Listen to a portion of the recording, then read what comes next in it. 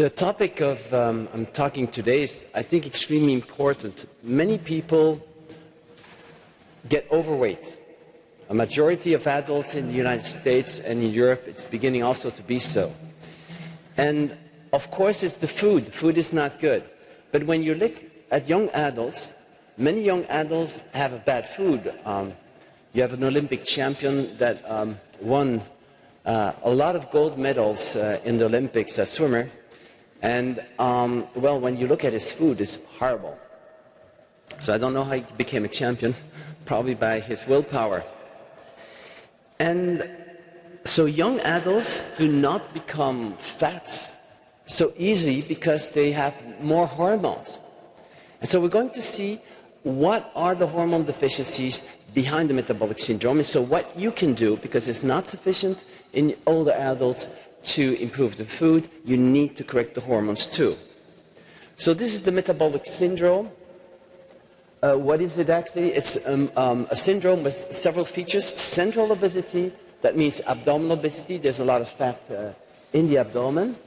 And they have usually lipid disorders like low HDL cholesterol, below the 40 milligrams per deciliter, and triglycerides below the above the 150 milligrams per deciliter, with a higher blood pressure, systolic above the 130, which is not very high, but it's already considered as a feature of the metabolic syndrome, and diastolic blood pressure that is actually above the 85 millimeters mercury, and a fasting plasma glucose above the 100 milligrams per deciliter,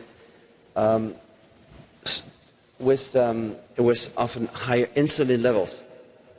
So central obesity, this is fundamental, and this type of obesity is linked to much more age-related diseases, more cancer, more heart disease, etc.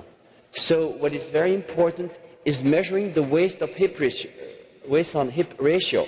The waist measurement is done really on the smallest circumference of the belly, and on the hip measurement is made on the largest measurements around that region below. And I don't know if I have a pointer here. I think so, okay. So behind abdominal obesity, you can have retroperitoneal fat accumulation, or visceral. Both are, I would say, quite unhealthy, while the subcutaneous fat that is accumulated on the surface of the abdomen is not so related with age-related diseases. And you see that the prevalence of abdominal obesity in the United States has kept on increasing and is now stabilizing around the 70%, which is still quite a lot. You see that in elderly women, there is, especially around age 60 and 65, but also a little bit before, more abdominal obesity in this study in Brazil. Prevalence of obesity in Canada follows a bit the same features. 77% of men at age 50 or above have this abdominal obesity. And in women, it's even worse. There's an extremely high score then of abdominal obesity. And it is known that the abdominal fat decreased insulin sensitivity. You see that when the waist-to-hip ratio is more important, it's greater, there's more abdominal obesity, and there is a decrease in insulin sensitivity. So this waist circumference that you see, we need to do absolutely to reduce it. Very low waist circumference is below the 70 centimeters, but very high is can reach above the 110 centimeters in women, and slightly more in men.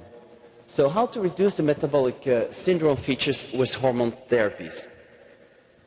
So I'm not going to talk about the food, but much of the food decreases hormone levels. If you eat, for example, whole grain bread, every morning you will lose sex hormones. You will become more neutral and less masculine, less feminine. There's a loss of about 30% of sex hormones that come in the stools when you eat whole grain bread because of the fiber. The fiber interrupts the cycle that comes from the liver, where it secretes 60% of the sex hormones, and then the hormones go in the intestines, and they are